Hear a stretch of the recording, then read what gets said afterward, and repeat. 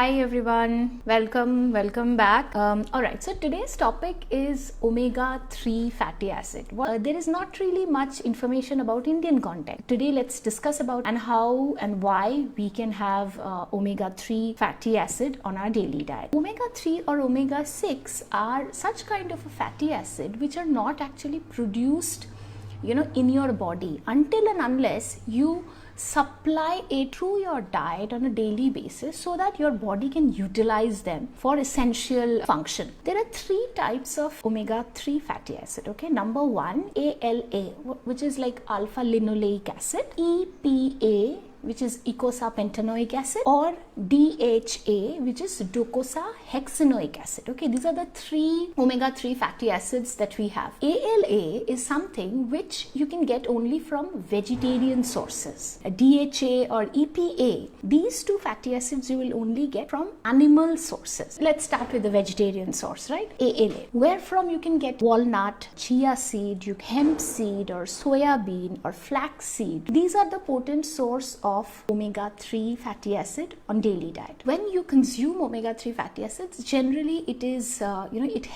it actually used up by your body for energy production. Apart from that, this ALA can also get converted into biologically active form of EPA and DHA, because generally what happened when we talk about omega-3 fatty acids, the best quality of omega-3 fatty acids are DHA and EPA. These two are better quality of omega-3 rather than ALA. DHA and EPA, these two omega-3 fatty acids, of course, their source are animal source. Where can you get them? You can get it from fatty fish, you can get it from fish oil. If you are concentrating on EPA, definitely the source is fatty fish and fish liver oil. If you're thinking of DHA, eggs, you can get from dairy products as well. The other part of essential fatty acid is omega-6 fatty acid, right? Which are abundant. You have any vegetable oil like safflower, sunflower oil, or soya bean oil, or corn oil, yeah, or even walnut, pumpkin seed, sunflower seed. You can get omega-6 fatty acid very easily. The problem is anything in excess is toxic. It has been seen like in these days, the kind of diet that we all follow, we consume way more omega-6 that we need and way less omega-3 that we should be consuming. Ideally, the ratio for omega-3 as well as omega-6 should be 1:1 or maximum up to 1:4. But right now, if you see the kind of diet that we are following, the ratio is 1:15 or 1:17, to some extent even 1:20. So only one part of omega-3 and 20 part of omega-6. Since the ratio is completely disturbed because it has to be 1:1, you don't get the benefit that you are supposed to get from omega-3 and at the same time from omega-6. And that is where we are majorly going wrong. We need to fix the ratio. Only having omega-6 or omega-3 just like that is not gonna be helpful. We have to look into the ratio also. Why there is so much of discussion around omega-3 fatty acid.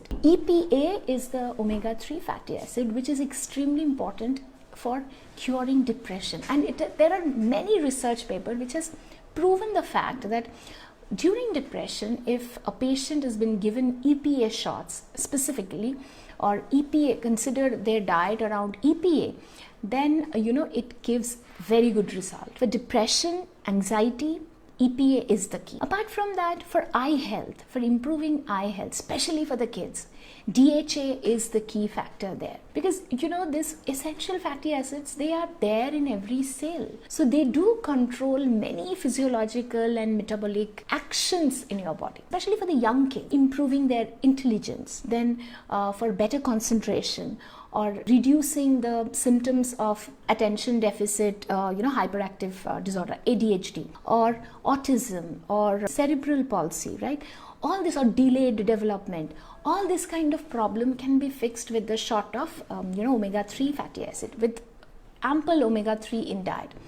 Now, generally what happens during pregnancy, omega-3 medicines, supplements are being given these days, and so that the foundation when the baby is forming in the womb, that actually help. Now, apart from that, Omega-3 has a big role in heart health. It can actually reduce your triglyceride level, it can reduce your blood pressure, increase your HDL, which is good cholesterol, as we all know. It helps to clean the arterial wall. Okay, the artery will be clean, there will be no plaques if already the regular supply of omega-3 is there. And most importantly, inflammation. It helps to reduce inflammation. Omega-3 helps to reduce the metabolic disease syndrome. What are the basic key points for metabolic disorder? Firstly, belly fat, like central obesity, high blood pressure, insulin resistance, high triglyceride level, and low HDL level, right? If these are the 5 key pointers for any metabolic disorder, what happens when one have omega-3 on a daily basis, this metabolic syndrome also comes under control. Okay, of course it's not that easy. You have to incorporate you have to fix other factors also, but given a point, like when other factors are in control, omega-3 supplementations or omega-3 food actually helps a lot. It helps to fight against inflammation. Now understand, inflammation is good. Okay, inflammation means that your body immunity system is active and your body immunity system is fighting against the pathogens. But the problem is, this immune system should fight against unknown foreign pathogen, not on your own body. There are 2 types of inflammation. One is chronic and one is acute, right?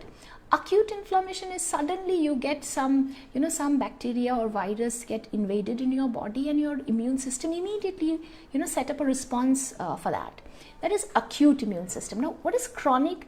Where the inflammation is just not going. It is happening and it is continuously happening in your body. Now that chronic inflammation is very, very problematic.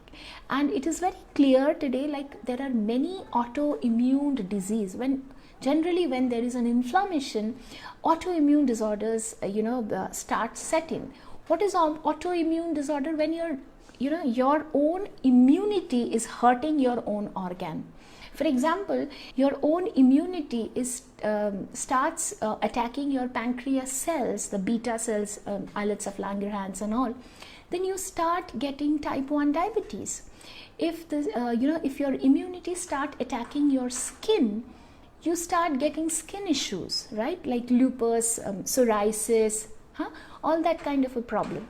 If it attacks your thyroid gland, you start getting Hashimoto, right? So this autoimmune disorders or this inflammation, all that things comes under control with omega-3 fatty acid. Now you can understand why this is so very important. If inflammation and autoimmune disorder is under control, this is definitely going to be very effective for prevention of cancer, reducing liver fat, improving sleep, reducing your period pain, your skin quality will get improved. So there are multiple benefits, but how I should incorporate that? Am I asking you to have supplements or am I asking you to eat food? If you are a regular viewer of Wellness Munch, I suggest supplements, right?